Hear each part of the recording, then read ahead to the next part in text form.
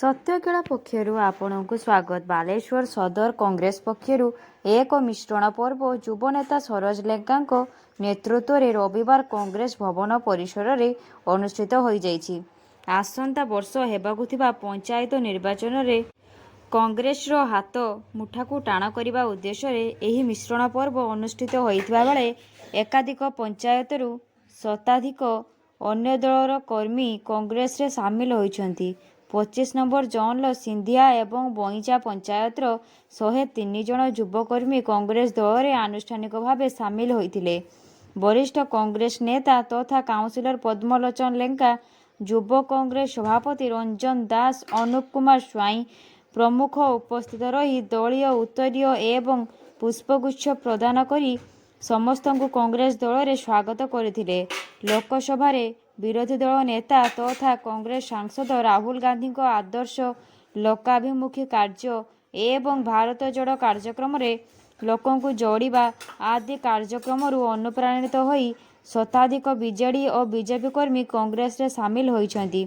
बालेश्वर सदर कांग्रेस पक्षरु लगातार मिश्रण पर्व अन्य राजनैतिक दलर नेता मानक चिंतार कारण पलटिछि। आजिर एही मिश्रण पर्व रे श्रीकांत बुगुड़ाई मंच परिचालना करथिबा बेले विद्याधर महांती अतिथि परिचय एवं अनंत महापात्र शेष में धन्यवाद अर्पण करथिले। धन्यवाद। अन्य दलर जो प्रतारणा आ मिथ्या प्रतिश्रुति तार परिणाम आज यही देखते आपण माने समस्त देखि पारथिबे। विशेषकर युवक पिला मानकु प्रतिश्रुति देई तांकु कौनसी क्षेत्र में साहाय्य न करिवार परिणाम आज यही। तेणु जो माने आज बालेश्वर सदर कांग्रेस दल को भरोसा करी आसुचंती ताहा कांग्रेस दल तांको पूर्ण समर्थन करिवो। विशेषकर आमर प्रिय नेता राहुल गांधी नीति आदर्श को भरोसा करी जो माने आसुचंती तापाई कांग्रेस दल सबु बेले तांको पछरे रहिबो तार प्रतिश्रुति देइछि। सेहिति ए मासरे दुईटी मिश्रण पर्व है।